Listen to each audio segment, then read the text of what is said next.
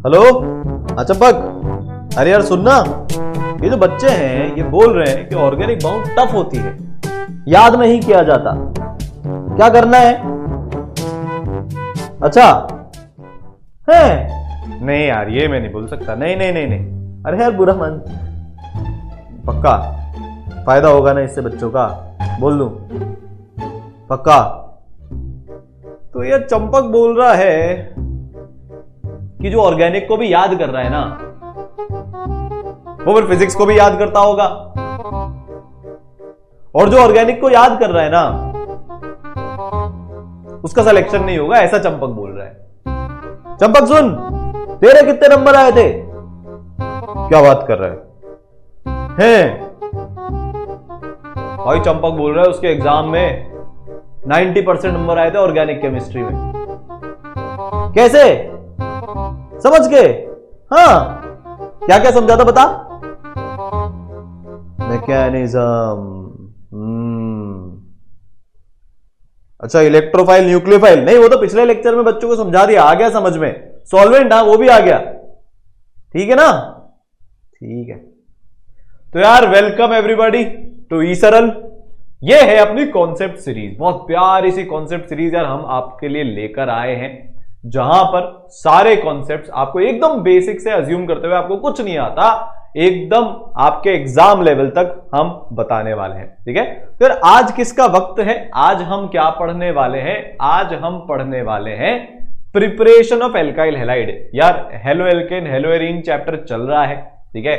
इनको halogen derivative भी बोला जाता है, एक नाम जो और इसके अलावा फेमस है दैट इज हेलोजन डेरिवेटिव। तो यार आज हम एल्काइल हैलाइड को कैसे प्रिपेयर करेंगे वो देखने वाले हैं। एल्काइल हैलाइड मतलब सर जैसे ये CH3Cl आप प्रिपेयर करना चाहते हो, या फिर आप ये प्रिपेयर करना चाहते हो, क्या ये प्रिपेयर करना चाहते हो, मान लो आप ये ऐसा कुछ प्रिपेयर करना चाहते हो, मतलब एल्काइल हैलाइड आप प्रिपेयर करना चाहते हो, वो हम कैसे कराएंगे, ठीक है? तो यार आज के लेक्चर में बहुत सारी चीजें होने वाली है, पर एक काफी इंटरेस्टिंग चीज जो वैसे 11th में आ जाती है दैट इज कार्बोकैटायन रीअरेंजमेंट, वो भी आज हम बेसिक से पढ़ रहे होंगे। भाई अगर आप हाइड्रोकार्बन का लेक्चर देखोगे इसी सीरीज का जो अब बनेगा, वहां पर भी मैं आपको और थोड़ी सी ज्यादा डिटेल में पढ़ाऊंगा, पर हाँ यहां पर भी हम रिवीजन पर्पस के लिए और समझने के लिए उसको डिटेल में देख लेंगे। इसके अलावा अलग अलग तरीके तो देखेंगे। अच्छा एक चीज और, this is part 1 of preparation method, ठीक है? अगले लेक्चर में जब हम SN1, उसके अगले लेक्चर में SN2 नाम की चीजें होती है, जब वो पढ़ लेंगे तो फिर एक बार और जो बाकी तरीके बच गए SN1 और SN2 के बेसिस पे जिनसे हम एल्काइल हैलाइड को प्रिपेयर करते हैं, तो एल्काइल हैलाइड का प्रिपरेशन का पार्ट 2 भी आएगा। तो यार अगर कुछ रिएक्शन छूट जाए, कुछ बच्चे पहले से पढ़कर है, तो यार ऐसे लिखने मत बैठ जाना, अरे यार सर ने वो रिएक्शन नहीं बताया, वो रिएक्शन नहीं बताया, सब कुछ कवर होगा, एक चीज भी हम लोग नहीं यहां पर छोड़ने वाले हैं। तो यार फटाफट से शुरुआत अपन करते हैं। तो यार सबसे पहले थोड़ा सा है ना अपन क्लासिफिकेशन देख लेते हैं एल्काइल हैलाइड का, ठीक है? हाइड्रोकार्बन के नेचर पे जिससे हमने डिराइव किया है हमारा हेलोजन डेरिवेटिव या हेलो एल्केन या हेलो एरीन, उस बेसिस पर क्लासिफिकेशन किया जाता है। इसको लिखने की जरूरत नहीं है, आप ये चार्ट जरूर बना लेना, ठीक है? अभी मैं आप स्क्रीनशॉट ले लेना, मैं स्क्रीन से हट जाऊंगा, पॉज करके अपनी कॉपी में ये चार्ट बना लेना। पहले हम पूरा ले आते हैं। तो देखो हेलोजन डेरिवेटिव हम कैसे बना सकते हैं? अगर एल्केन से बनाया है तो एल्काइल हैलाइड हो जाएगा, एल्कीन से बनाया है तो एल्कीनाइल हैलाइड हो जाएगा, एल्काइन से बनाया है तो एल्काइनाइल हैलाइड, और एरोमेटिक हाइड्रोकार्बन से अगर बनाया है तो अराइल हैलाइड हो जाएगा। सबसे पहले इसको समझते हैं। आप इथेन लेकर आ गए, उसमें से एक हाइड्रोजन आपने हटा दिया, उसकी जगह आपने क्लोरीन लगा दिया, तो वो एल्काइल हैलाइड इथाइल हैलाइड की कैटेगरी में आएगा। आप इथीन लेकर आए, सर इथीन का मतलब C डबल बॉन्ड C, तो वो क्या कहलाएगा भैया?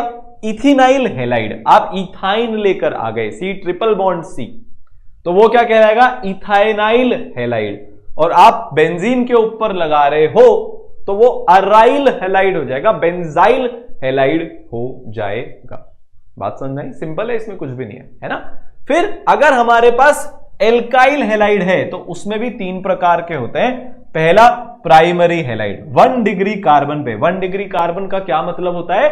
वो कार्बन जो सिर्फ एक और कार्बन से अटैच्ड है। तो 1 डिग्री कार्बन पे जब हम हेलोजन लगाते हैं तो वो हो जाएगा primary halide. 2 degree halide secondary halide. 2 degree carbon पे जो दो और कार्बन से जुड़ा हो, और फिर 3 डिग्री मतलब टर्शियरी हैलाइड जो 3 कार्बन से जुड़ा हो। आप यहां पर देख सकते हैं 1 2 3, तो 3 से जुड़ा हुआ होता है तो होता है टर्शियरी कार्बन या 3 डिग्री कार्बन। तो यार आप इसका स्क्रीनशॉट ले लो, इसको बाद में नोट्स कॉपी में बना लेना, ठीक है। ये होना चाहिए, कभी कभी नाम डायरेक्टली ऐसे आ जाते हैं तो हमारी ध्यान में होना चाहिए, है ना। तो यार अब हम आते हैं मेन चीज पर, ध्यान में रखना है। देखो अब जैसे यार चंपकने का मैकेनिज्म समझना बहुत जरूरी है, चीजों को समझना बहुत जरूरी है। तो ऑर्गेनिक केमिस्ट्री क्या है, कार्बन का क्या नेचर है, इलेक्ट्रोफाइल, न्यूक्लियोफाइल, डबल बॉन्ड क्या करता है, इसकी समझ होनी चाहिए। हम जैसे हमारे दोस्तों को समझ लेते ना, यार ये दोस्त ऐसा है, इसको गुस्सा बहुत आता है, यार ये दोस्त ऐसा है, ये ना बड़ा अच्छा है यार, कभी पार्टी मांगनी हो, पैसे वैसे नहीं हो तो इसके पिताजी बहुत अमीर है तो इसके पास जाकर हम पार्टी ले सकते हैं। वैसे तो ऐसा होता नहीं है, पर कई बार किस्मत खुल जाती है तो ऐसा होता है, ठीक है। तो ऐसे ही पूरी केमिस्ट्री में, स्पेशली ऑर्गेनिक केमिस्ट्री में, हर एक चीज का अपना एक नेचर होता है। जैसे हम क्या बात कर रहे हैं, HX का एडिशन, जैसे HCl का एडिशन करा सकते हैं, HBr का एडिशन करा सकते हैं, ठीक है।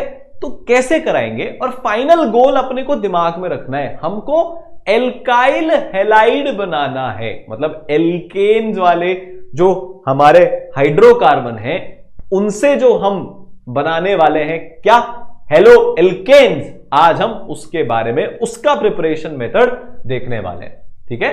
तो यार C डबल बॉन्ड C, ये हमारा इथीन टाइप का मॉलिक्यूल हो गया, एल्कीन टाइप का मॉलिक्यूल हो गया। तो हम को जब एल्काइल हैलाइड बनाना होता है तो हम सबस्ट्रेट किसको लेते हैं, हम लेते हैं इसको, C डबल बॉन्ड C को, और जिससे रिएक्शन करवाते हैं वो क्या होता है, HX। आपको पता है यार HX एक टाइप का एसिड है। HX क्या है, एक टाइप का एसिड है। अब पता है एक नॉर्मल बच्चा जो अच्छा नहीं करेगा एग्जाम में, वो इसको याद करने की कोशिश करेगा, पर यार आज हम कसम खाते हैं, शपथ लेते हैं हम, ना ना ना ना ना ना ना ना ना ना ना ना, हाँ वो वाली फीलिंग अपने अंदर ले आओ। शपथ ये है कि यार पहले समझने की कोशिश करेंगे।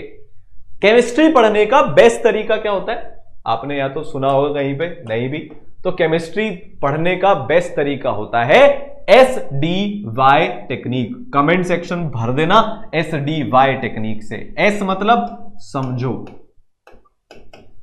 D मतलब देखो, और Y मतलब याद करो, ठीक है। चंपक ने भी ऐसे ही किया था। तो सबसे पहले समझना होता है, फिर नोट्स बार बार पढ़ने होते हैं। आप कंफर्टेबल हो जाओगे, चीजें आपको नॉर्मल लगने लगेगी, आपकी एक अंडरस्टैंडिंग हो जाएगी।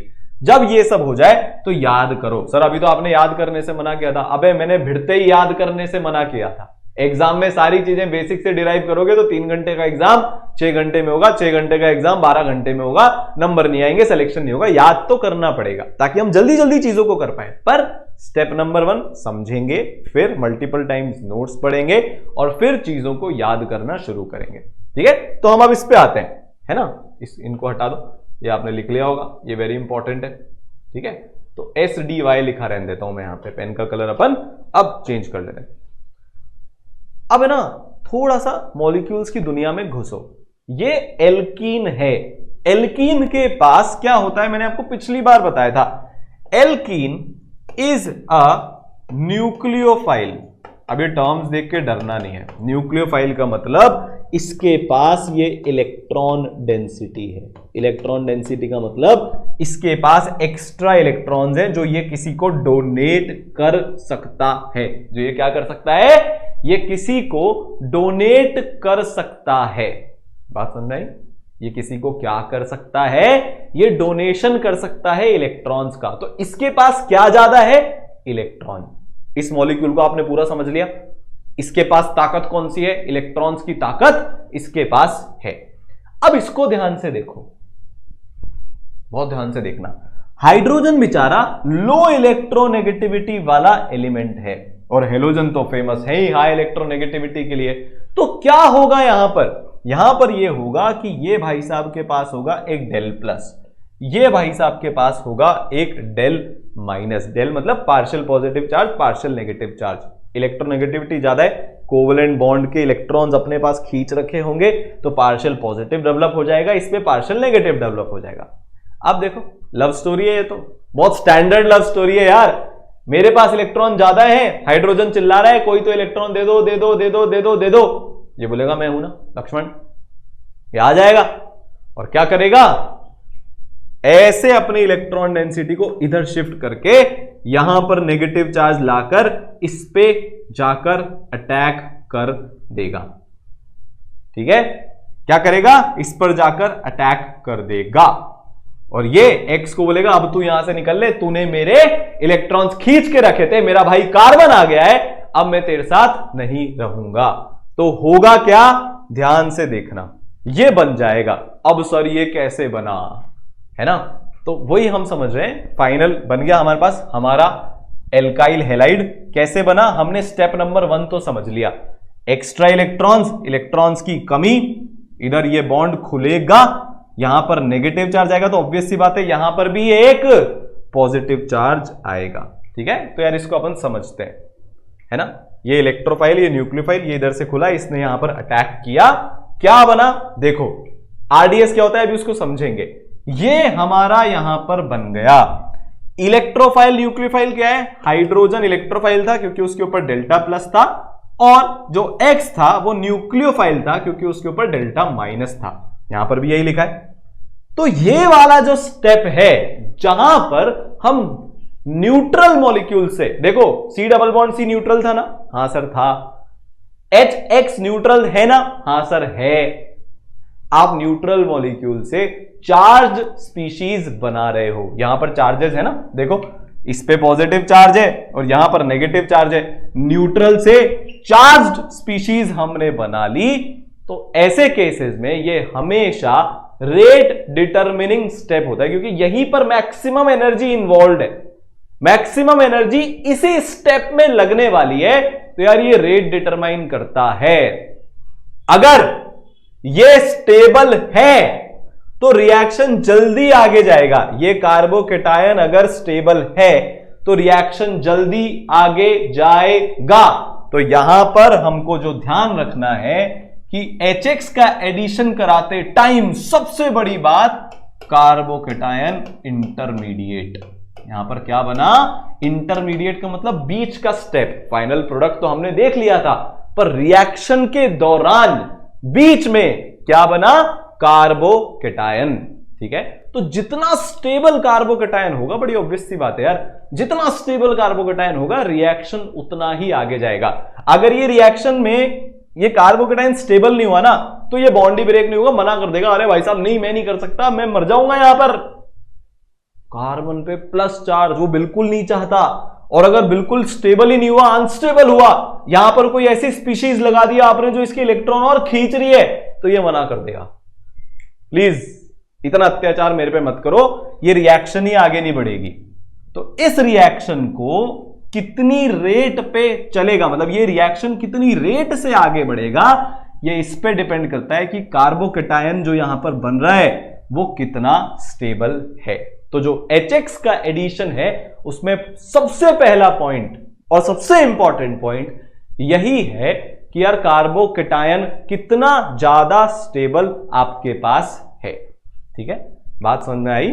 तो इंटरमीडिएट कार्बोकेटायन, और दूसरी चीज यहां पर एक और स्पेशल चीज होती है जो कार्बोकेटायन की स्टेबिलिटी से ही रिलेटेड है, उसको हम बोलते हैं रीअरेंजमेंट। तो यार एक एक करके अपन सारी चीजें देखते हैं। देखो आपने 11th में हाइड्रोकार्बन में भी पढ़ा हुआ है, पर मैं ऐसा मानो आपको कुछ नहीं आता, आप एकदम जीरो है ना, उस हिसाब से अपन यहां पर पढ़ने वाले हैं।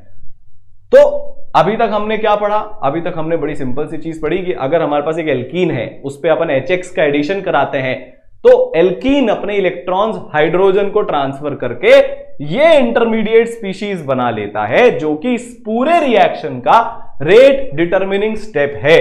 कार्बोकेटायन अगर स्टेबल हुआ तो तेज रेट से रिएक्शन आगे बढ़ेगा, कार्बोकेटायन अगर अनस्टेबल हुआ तो रिएक्शन बड़ी स्लो रेट से आगे बढ़ने वाला है।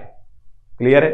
ठीक है, तो अब अगले स्टेप में क्या होगा कि ये न्यूक्लियोफाइल पे नेगेटिव चार्ज, कार्बन पे पॉजिटिव चार्ज, फिर से एक नई लव स्टोरी, कार्बन पे पॉजिटिव है, चिल्ला रहा होगा बचाओ बचाओ बचाओ, न्यूक्लियोफाइल बोलेगा मैं हूं ना लक्ष्मण, जाकर अटैक कर देगा, जुड़ जाएगा। न्यूक्लियोफाइल कौन है हमारा?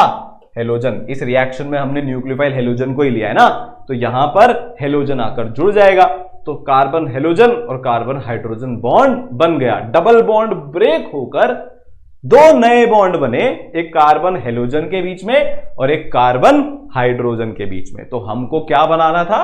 हमको फाइनली ऐसी स्पीशीज बनानी थी जो हमारी स्पीशीज बन गई। This is an alkyl halide. ठीक है, तो जो बनाना था हमने बना लिया। रिएक्शन मैकेनिज्म क्या है कि कार्बोकेटायन इंटरमीडिएट बन रहा है। दो चीजें ध्यान रखने की है, जितना ज्यादा स्टेबल कार्बोकेटायन होगा उतना ही तेज रेट होगी, और दूसरा कार्बोकेटायन में रीअरेंजमेंट नाम की एक चीज होती है जो उसकी स्टेबिलिटी से ही रिलेटेड होती है, वो फाइनल प्रोडक्ट बनाने में काम में आएगी। तो एक एक करके करते हैं, पहले अपन स्टेबिलिटी की बात कर लेते हैं। तो मैं आपको दो एग्जांपल, मतलब दो ऑप्शन देता हूं। मान लो मेरे पास एक स्पीशीज है, ये इसको हम बोल देते हैं ए, कार्बोकेटायन इंटरमीडिएट जो बना, और मेरे पास दूसरी स्पीशीज है ये, इसको हम बोल देते हैं बी। अगर मेरे पास ए कार्बोकेटायन है और मेरे पास बी कार्बोकेटायन है, तो कौन से कार्बोकेटायन के केस में रिएक्शन की रेट, HX के एडिशन की रेट ज्यादा होगी? ये हमको फायदा, मतलब ये हमको डिटरमाइन करना है।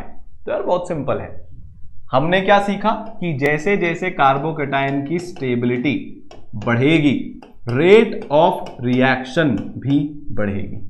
तो कार्बोकेटायन की स्टेबिलिटी को अपन क्या कर लेते हैं? कंपेयर कर लेते हैं।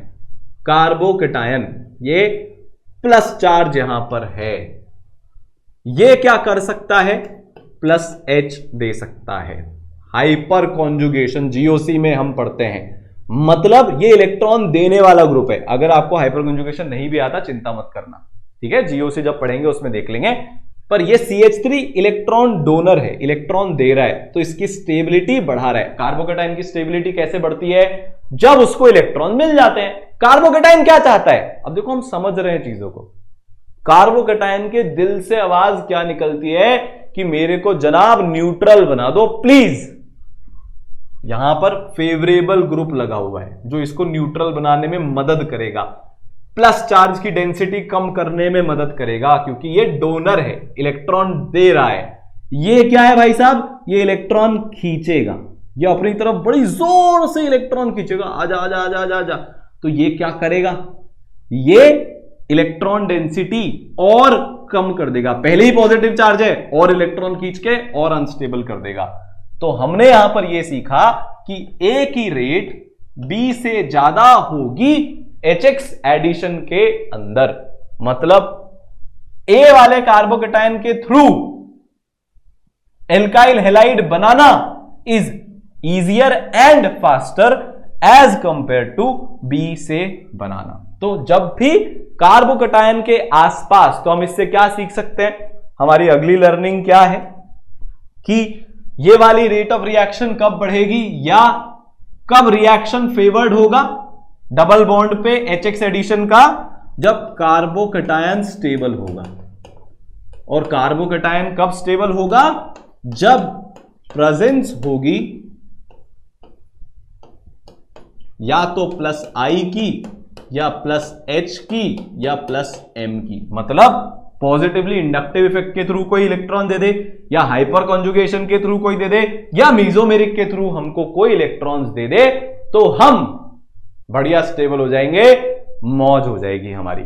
और वहीं पे अगर इसका उल्टा हो गया, -I -H -M ग्रुप, वैसे -H तो उतना कंसिडरेशन नहीं लेते हैं, -I और -M electron withdrawing groups inductive के थ्रू या रेजोनेंस के थ्रू इलेक्ट्रॉन विड्रॉइंग ग्रुप इस कार्बोकेटायन के पास में आ गए, तो रिएक्शन आगे नहीं जाएगा क्योंकि इंटरमीडिएट अनस्टेबल है। बात क्लियर हुई? तो मोटा मोटा हमने क्या सीखा, जितना ज्यादा इंटरमीडिएट स्टेबल होगा रिएक्शन उतनी आगे जाएगी। और बड़े सिंपल सी भी बात है, इसको आप खुद से भी रिलेट कर सकते हो। आपने 10th के बाद अपनी तैयारी शुरू करी, आप यार एक अच्छी जगह पर चले गए, हमारी ये इंटरमीडिएट स्टेज ही तो है, हम जाना फाइनली अपने ड्रीम कॉलेज में जाते हैं। अगर प्रिपरेशन के टाइम पर हम स्टेबल हैं, हमें अच्छे रिसोर्सेज मिल रहे हैं, हमको कोई तकलीफ नहीं आ रही, तो हमारी प्रिपरेशन अच्छी चलेगी, सिलेक्शन होने के चांसेस ज्यादा हैं। वहीं पे हम बहुत परेशान हैं, हमारी प्रिपरेशन के टाइम पर हमारे को टीचर अच्छे नहीं मिले, हमारे रिसोर्सेज अच्छे नहीं है, हमारी तबीयत खराब हो जाती है, जिंदगी में तकलीफें आती है, तो फिर सिलेक्शन होने की चांसेस कम हो जाती है। ये एग्जैक्टली वो ही चीज है। ठीक है, आगे चले यहां पे अपन। तो HX का एडिशन किस पे? एल्कीन पे। क्या बनाने के लिए? Alkyl halide. कब प्रिफर्ड होगा? जब कार्बोकैटायन स्टेबल होगा। तो कार्बोकैटायन इंटरमीडिएट यहां पर बनता है। पहली चीज हमको समझ में आ गई। तो देखो क्या होता है, अब ना थोड़ा सा दिमाग घुमाने वाला आपका एग्जांपल आपको करवाता हूं। मान लो आपके पास ये है, ठीक है, मान लो आपके पास ये है, हमने इस एल्कीन पर HBr का रिएक्शन करवाया, तो आप क्या करोगे? सर बड़ा सिंपल है, प्रोडक्ट ही तो बनाना है, बहुत सिंपल है, एक तरफ H लगा दो, एक तरफ Br लगा दो। अब यहां पर सबसे पहली प्रॉब्लम तो आपके सामने जो आएगी वो ये आएगी कि सर Br में इधर लगाऊं या Br में इधर लगाऊं? क्या आपको लगता है कौन सा सही है, ये वाला कि ये वाला? मतलब ये A की B? सोचो, रिएक्शन कैसे हो रहा है, यही तो अब अंडरस्टैंडिंग रिएक्शन मैकेनिज्म की इंपॉर्टेंट हो जाती है। इसका एक बड़ा सिंपल सा लॉजिक होता है, कार्बोकैटायन जितना स्टेबल होगा, कार्बोकैटायन जितना स्टेबल होगा, रिएक्शन उतना ही आगे जाएगा, रिएक्शन उतना ही तेज होगा। तो हमको कार्बोकैटायन को स्टेबल बनाना है। तो स्टेप नंबर 1 में क्या हो रहा होगा? स्टेप नंबर 1 में क्या हो रहा होगा? ये हो रहा होगा, दो कार्बोकैटायन पॉसिबल हैं, A B। तो अब सवाल उठता है कि कौन सा कार्बोकैटायन ज्यादा स्टेबल है? भाई जो कार्बोकैटायन ज्यादा स्टेबल होता है उससे रिएक्शन जल्दी होगी, तो हमको ज्यादा स्टेबल कार्बोकैटायन बनाना है। अब ये कैसे चेक करते हैं यार? ये GOC से चेक होता है। जितना डिग्री ज्यादा वाला कार्बन होगा उसका कार्बोकैटायन उतना ही स्टेबल होगा। तो ये कौन सा डिग्री का कार्बन है? 2 डिग्री का। ये कौन सा है? 1 डिग्री का। सर ऐसा क्यों होता है? हम याद नहीं करेंगे, हमको समझाओ। बड़ा सिंपल है, यहां पर 2+I के ग्रुप हैं, 2 ग्रुप्स यहां पर इसको इलेक्ट्रॉन डोनेट कर रहे हैं, एक ये वाला ग्रुप, एक ये वाला ग्रुप। एक तरफ से मिथाइल का डोनेशन मिल रहा है और एक तरफ से इसका डोनेशन मिल रहा है। ठीक है, ये जो 3 कार्बन वाला प्रोपेन टाइप की चीज है, एग्जैक्टली वो नहीं है, उसका डोनेशन यहां पर इसको मिल रहा है। ठीक है, यहां पर सिर्फ एक ग्रुप का डोनेशन मिल रहा है, इसका। और हमने इंडक्टिव इफेक्ट में सीखा था कि जैसे जैसे डोनर ग्रुप्स बढ़ते हैं, उनका नंबर बढ़ता है, तो डोनेशन ज्यादा होता है। तो इसीलिए A कार्बोकैटायन ज्यादा स्टेबल है। तो पॉजिटिव चार्ज कहां पर आएगा? यहां पर आएगा। जहां पर पॉजिटिव चार्ज आता है वहां पर न्यूक्लियोफाइल अटैक करता है। तो ये मेरी पोजीशन हो गई A, ये मेरी पोजीशन हो गई B। A पे पॉजिटिव चार्ज आएगा तो ये बॉन्ड इधर टूटेगा। कैसे वो रिएक्शन हो रहा है देख लेते हैं, यही तो समझने की चीज है। यहां पर पॉजिटिव, यहां पर नेगेटिव, सामने है HBr। ये समझ में आई बात? ये इधर टूटेगा क्योंकि पॉजिटिव चार्ज इधर ज्यादा स्टेबल है। तो ये नेगेटिव क्या करेगा आप बताओ? ये नेगेटिव इस H को यहां से छीनकर ले आएगा। ठीक है, इस H को यहां से छीनकर ले आएगा और ये H ऐसे नहीं, ये H इधर लग जाएगा। ठीक है, यहां पर कार्बन है, यहां पर हाइड्रोजन लग गया। Br पे क्या आया? Negative charge. यहां पर क्या है? Positive charge. तो ये Br इधर आके अटैक कर लेगा और फाइनली हमारे पास क्या बन जाएगा? फाइनली ये जो हमारा Br है ये यहां पर आकर लग जाएगा। ठीक है, पर क्या ये सही है? नहीं, ये भी सही नहीं है। क्यों? क्योंकि यहां पर एक बहुत यूनिक चीज जो पूरी ऑर्गेनिक में सिर्फ कार्बोकेटायन में ही देखने को मिलती है, कार्बोकेटायन रीअरेंजमेंट हो जाता है, जो हमको अभी नहीं आता, अब हम उसको समझने वाले। ठीक है, देखो अब ध्यान से देखना, इस सब को भूल जाओ, इस सब को मैं डिलीट कर रहा हूं, आपको बनाना है अभी तक तो बना लो, वैसे तो इसका कोई पॉइंट नहीं है। अब जरा ध्यान से देखना, अभी हमारे पास ये सिचुएशन है, ठीक है, ये H आकर ले आया। अब कार्बोकेटायन पे फोकस करेंगे, पॉजिटिव चार्ज इधर है, पॉजिटिव चार्ज किधर है, पॉजिटिव चार्ज इधर की तरफ है। अब पता है मॉलिक्यूल क्या बोलेगा, ये मॉलिक्यूल बोल रहा है कि भाई रुक, शांति रख, देख मेरी बात सुन, ये पॉजिटिव चार्ज 2 डिग्री है। क्या है ये पॉजिटिव चार्ज? 2 डिग्री। अगर हम कुछ ऐसा कर पाते कि ये पॉजिटिव चार्ज इस तरफ शिफ्ट हो जाता, यहां आ जाता, यहां थोड़ा सा लेफ्ट में, तो क्या होता? 3 डिग्री बन जाता। 3 डिग्री बनने से number of alpha hydrogen hyper conjugation better हो जाता। 8 अल्फा हाइड्रोजन हो जाते, 3 3 और 2। यहां पर कितने हैं? 3 तो इधर और यहां पर 1, सिर्फ 4। तो इतना तगड़ा नेक्स्ट लेवल पे हाइपर कॉन्जुगेशन इंक्रीज हो रहा है, मतलब स्टेबिलिटी इंक्रीज हो रही है। तो क्या इस पॉजिटिव चार्ज को इधर शिफ्ट कर सकते हैं क्या? बोलो, कर सकते हैं क्या? कार्बोकेटायन वाला मॉलिक्यूल बोलता है कि भैया कर ले, फायदा इसी में है, क्योंकि इससे हमारी स्टेबिलिटी इंक्रीज हो रही है। तो यार बहुत सिंपल सा एक तरीका होता है कि यहां का जो हाइड्रोजन है वो इधर शिफ्ट हो जाता है। तो हाइड्रोजन जब शिफ्ट होता है तो क्या होता है? जब हाइड्रोजन यहां पर शिफ्ट हुआ,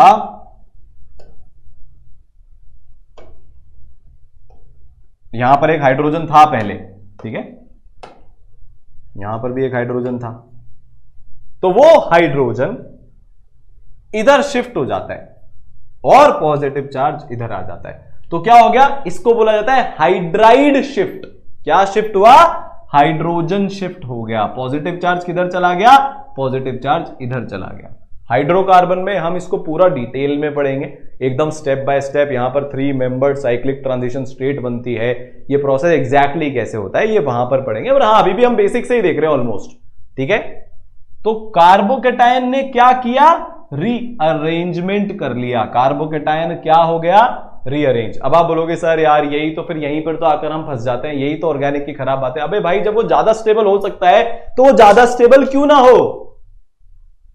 एक बार बताओ, तुम भी अपनी स्टेबिलिटी के लिए, अपने करियर के लिए इतना कुछ कर रहे हो, तो यार बेचारे कार्बन को भी तो हक है, बेचारे मॉलिक्यूल को भी तो हक है कि वो ज्यादा स्टेबल तरीके से काम करे।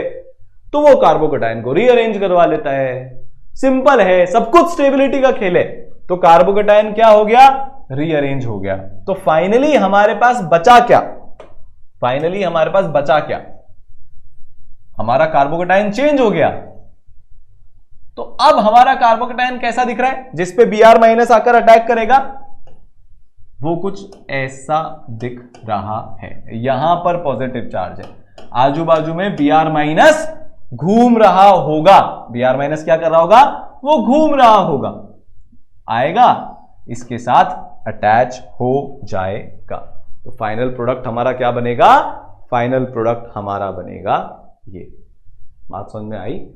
तो जब भी कार्बोकेटायन हो ना, अलर्ट हो जाना, दिमाग में एक वो सायरन बज जाना चाहिए कि भाई साहब कार्बोकेटायन बना है, देख लेता हूं रीअरेंजमेंट होने की उम्मीद है कि नहीं है। अच्छा, और है ना, ऐसे नहीं होता कि कार्बोकेटायन यहां से 2 कार्बन बाद जंप हो जाएगा, एडजेसेंट शिफ्ट होता है। मतलब अगर मान लो ऐसी कोई सिचुएशन है, ऐसी कोई सिचुएशन है अगर मान लो, तो ऐसा नहीं होगा कि ये कार्बोकेटायन इधर शिफ्ट हो जाएगा। हमेशा शिफ्ट एडजेसेंट होता है, 1 to शिफ्ट होता है। शिफ्टिंग तभी होगी जब शिफ्ट होने के बाद जो कार्बोकेटायन बन रहा है वो ज्यादा स्टेबल बनेगा। तो यार ये इधर नहीं पहुंचेगा, ये इधर का इधर ही रहेगा। क्यों? क्योंकि इस कार्बोकेटाइन को अगर यहां पर आना है ना, तो ये यहां से पहले यहां जाएगा। अब यहां अगर ये गया तो ये और ये तो एकदम सिमिलर है, वो बोलेगा मैं क्यों जाऊं, मैं वहां पे स्टेबल ही नहीं हो रहा, तो ये कहीं नहीं जाएगा। यहां पर जस्ट एडजेसेंट वाली पोजीशन पर ज्यादा स्टेबल कार्बोकेटाइन मिल रहा था, इसीलिए शिफ्टिंग हो गई, कार्बोकेटाइन रीअरेंजमेंट हो गया। तो मेरा प्रोडक्ट क्या बना? मेरा प्रोडक्ट बना ये। क्लियर हो? तो इसको बोलते हैं कार्बोकेटाइन रीअरेंजमेंट। क्या बोलते हैं इसको? Carbocation rearrangement. कुछ और एग्जांपल अपन इसके देखते हैं। जैसे मान लो मेरे पास ये है, ठीक है, यहां पर ये बेंजीन रिंग लगी हुई है, ये हमारा डबल बॉन्ड है, ये HBr। तो बड़ा सिंपल है, आपको भी पता है क्या होगा। सबसे पहले ये इधर टूटेगा, यहां पर पॉजिटिव चार्ज आएगा, ठीक है, और फिर यहां पर Br- आकर अटैक कर देगा और क्या बन जाएगा? ये बन जाएगा। पर इसमें अब एक चीज हमको ध्यान रखनी है कि यहां पर ऑप्टिकल सेंटर जनरेट हो गया, ठीक है, कायरल सेंटर यहां पर जनरेट हुआ है। क्यों? पिछले वाले केस में देखो आप, पिछले वाले केस में एक सिंगल प्रोडक्ट बना था, क्योंकि ये क्या था? ए कायरल था, क्योंकि यहां पर दो मिथाइल हैं, तो ये क्या है? ए कायरल। प्लेन ऑफ सिमेट्री यहां पर आ जाएगा, ठीक है, ये क्या है? ए कायरल है।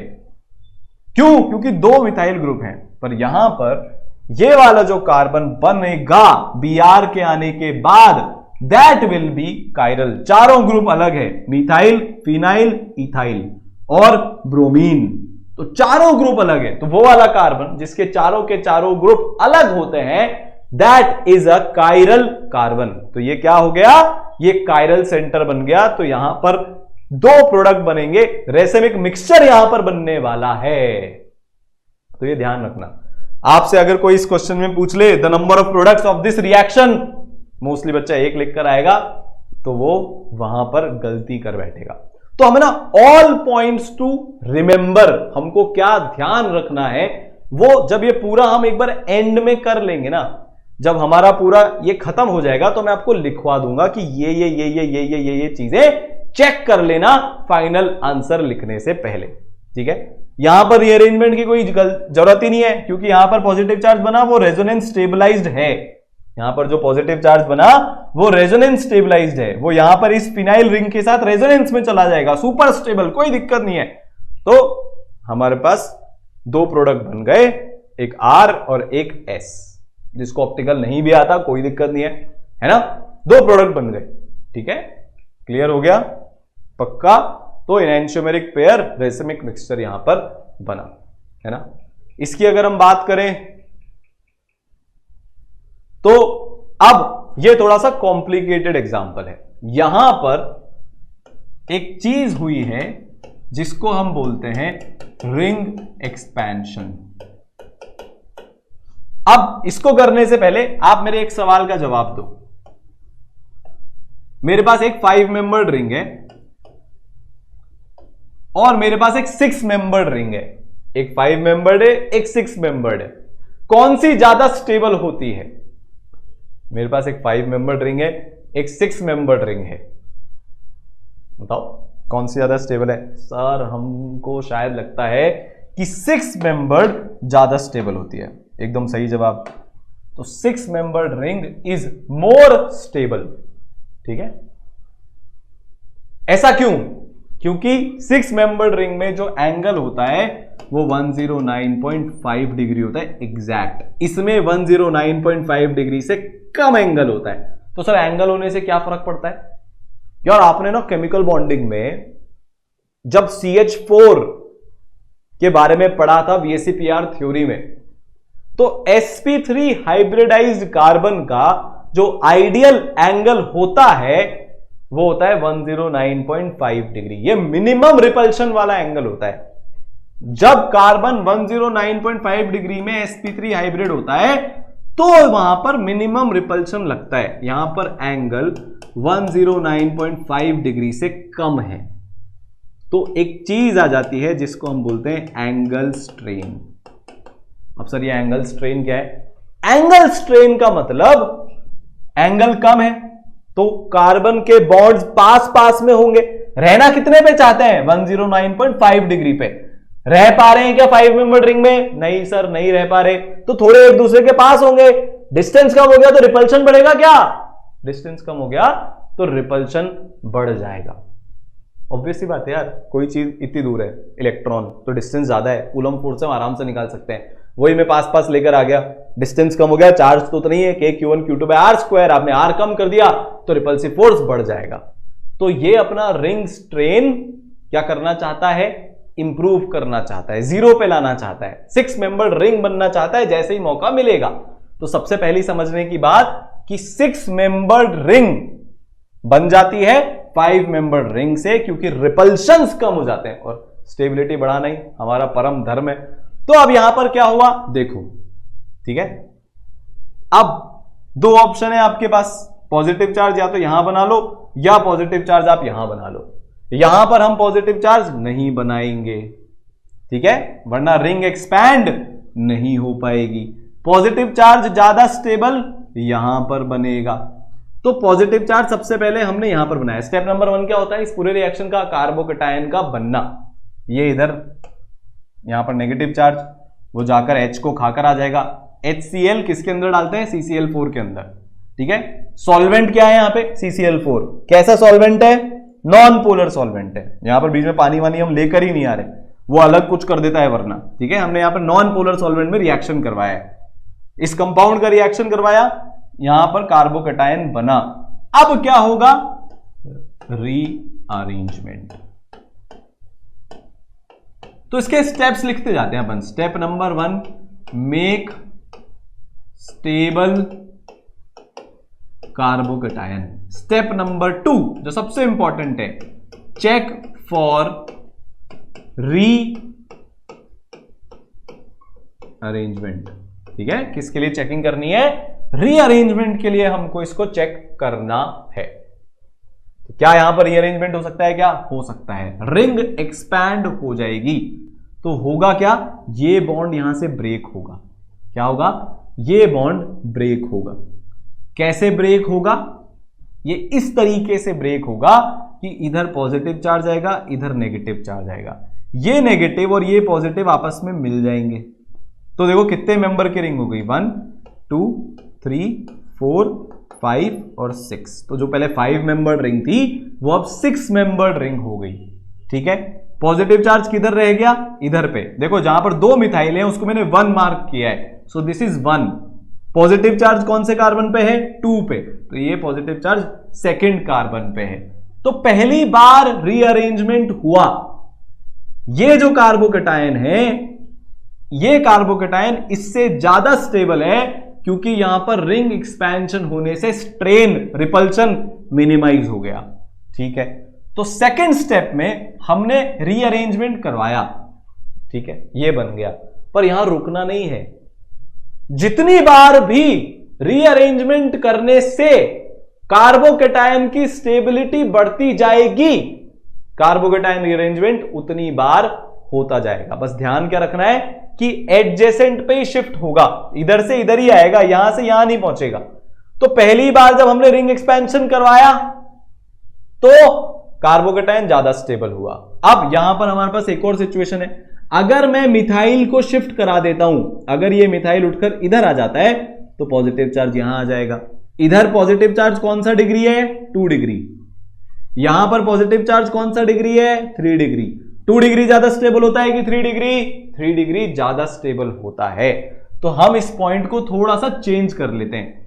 Check for rearrangement till max stable carbocation, और शिफ्ट हमेशा 1 2 ही होगा, उससे ज्यादा लंबा शिफ्ट हम नहीं करा सकते। यहां पर हमने शिफ्ट करा लिया। अब इससे ज्यादा स्टेबल कार्बोकैटायन की पॉसिबिलिटी नहीं है। तो फिर अब जो है हमारा, यहां पर हमने HCl लिया है तो न्यूक्लियोफाइल होगा Cl-, वो आएगा यहां पर जुड़ जाएगा, ठीक है। कितने प्रोडक्ट बने सर? 1 नहीं। स्टेप नंबर 3 नीचे लिख रहा हूं, ये फाइनल प्रोडक्ट बनाने के बाद की बात है। Check for isomerism. हमेशा यहां पर जैसे ही Cl लगा, इस कार्बन पे फोकस करो, मिथाइल Cl, ये वाले पे भी यहां पे मिथाइल लगा हुआ है तो अलग ग्रुप, नीचे वाला भी अलग ग्रुप, तो this is a chiral centre. ये क्या है? कायरल सेंटर है। ठीक है, इसको चेक करो, ये वाला ग्रुप अलग, ये वाला ग्रुप अलग, एक मिथाइल और एक हाइड्रोजन, चारों ग्रुप अलग, तो ये भी कायरल सेंटर है और ये नॉन सिमेट्रिकल है। तो 2 की पावर 2 4 प्रोडक्ट्स यहां पर बनेंगे। मैंने मार्किंग भी कर रखी है, या तो दोनों R हो या दोनों S हो, या ये R हो ये S हो, या ये R हो और ये S हो। ये नोमेनक्लेचर होता है जब हम ऑप्टिकल आइसोमेरिज्म पढ़ते हैं। अगर आपको अभी नहीं आता बिल्कुल चिंता मत करना, जब भी हम ऑप्टिकल आइसोमेरिज्म लेंगे ये आपका क्लियर हो जाएगा, और आता है तो वेल एंड गुड। ठीक है, बात समझ में आई? पक्का क्लियर हो गया? तो 3 स्टेप हो गए। सबसे पहले क्या करना है? स्टेबल कार्बोकेटायन बनाना है स्टेप नंबर 1 पे। तब रीअरेंजमेंट का मत सोचना, उस टाइम पर फर्स्ट स्टेप में जो मैक्सिमम स्टेबल कार्बोकेटायन है उसको बना डालो। सेकेंड स्टेप पे देखो रीअरेंजमेंट पॉसिबल है क्या, और रीअरेंजमेंट तब तक कराते जाओ 1-2 शिफ्ट कर करके जब तक सबसे स्टेबल कार्बोकेटायन नहीं बन जाता। फिर उसके बाद क्या देखना है? प्रोडक्ट बना दो न्यूक्लियोफाइल जोड़कर। प्रोडक्ट बन गया, नंबर ऑफ प्रोडक्ट जब भी आपसे पूछा जाएगा तो आपको क्या वहां पर कोई आइसोमेरिज्म हो रहा है क्या, उसका चेक भी रखना है। क्या करना है? उसका चेक रखना है। ठीक है, तो इस एग्जांपल में हमने बहुत सारी चीजें सीख ली, इसलिए यार एक सिंगल एग्जांपल से आपको सब कुछ सिखा दिया। ठीक है, रिंग एक्सपेंशन सिखा दिया, फिर आपको कार्बोकेटायन रीअरेंजमेंट सिखा दिया, और नंबर ऑफ प्रोडक्ट्स का ध्यान रखना है दिमाग में, वो भी हमने यहां पर सीख लिया। अब अगले केस पे चलते हैं, रिंग कॉन्ट्रैक्शन के। जब भी 4 मेंबर्ड रिंग पे पॉजिटिव चार्ज होगा तो एक सुपर स्पेशल फिनोमिना होता है जिसको हम बोलते हैं क्या? Dancing resonance. जिसको हम क्या बोलते हैं? डांसिंग रेजोनेंस, जिसको बोला जाता है। क्या बोला जाता है?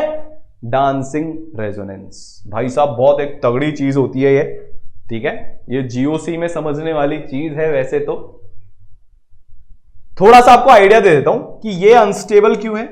90 डिग्री का एंगल होता है इस रिंग में, एंगल होना कितना चाहिए? 109.5 डिग्री।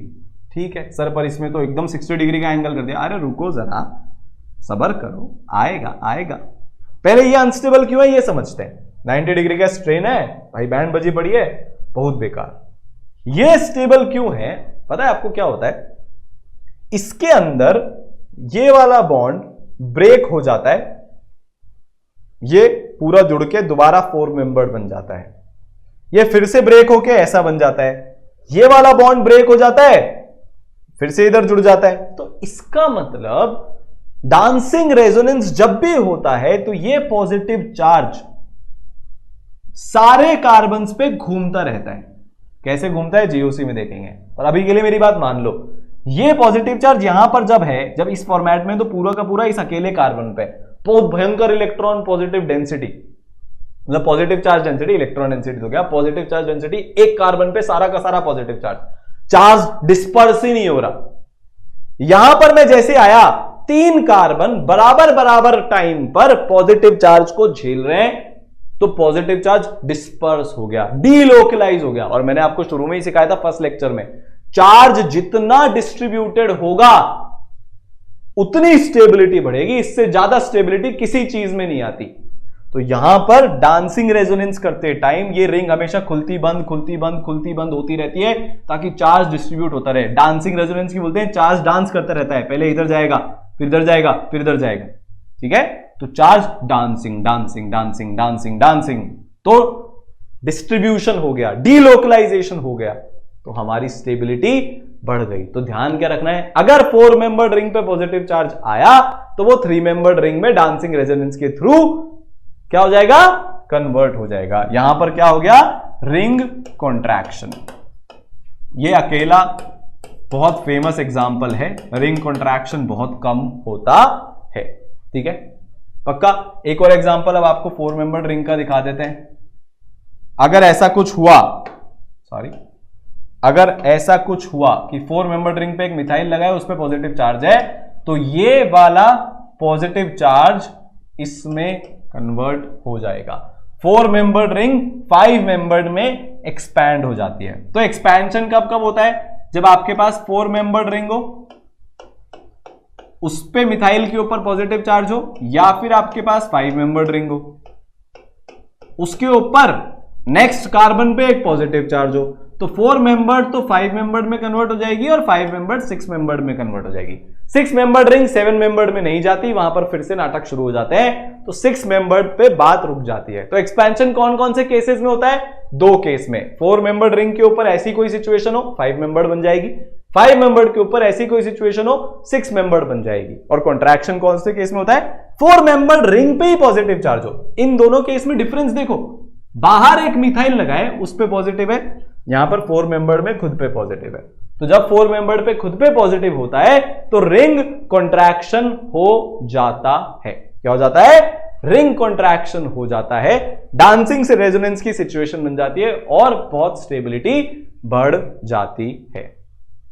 ठीक है, तो अब एक और हमारे पास एग्जांपल है ये वाला, इसको हम समझते हैं।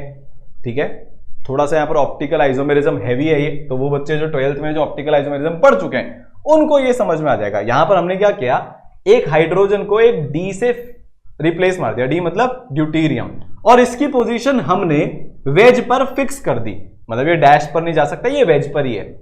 अब रिएक्शन पे आते हैं, HCl। अच्छा, अब एक और चीज समझते हैं कि आपके पास 2 ऑप्शन है, पॉजिटिव या तो इधर आए या इधर आए। अब आप सब समझ चुके हो सर, जितना ज्यादा पॉजिटिव स्टेबल होगा पॉजिटिव उधर ही आएगा, तो 3 मेंबर्ड ही पॉजिटिव चार्ज बनेगा। ये तो अब हमको आ गया, इसमें कोई दिक्कत नहीं है। तो पॉजिटिव चार्ज कहां पर आएगा? 3 मेंबर्ड जहां पर होगा वहां पर आएगा। तो Cl माइनस आकर इधर अटैक कर लेगा। सबसे पहले क्या चेक करना है, क्या ये रीअरेंज हो सकता है क्या? नहीं। रीअरेंज होकर अगर इधर जाएगा तो 2 मेंबर्ड बनेगा, मतलब 2 डिग्री बनेगा। इधर चला गया तो 2 डिग्री बनेगा। मैक्सिमम स्टेबिलिटी यही है, तो रीअरेंजमेंट नहीं होगा। जबरदस्ती का भी रीअरेंजमेंट नहीं कराना, सर आता है तो करा देते ना, नहीं, यहां पर रीअरेंजमेंट नहीं होगा। तो Cl माइनस आकर इधर अटैक कर लेगा।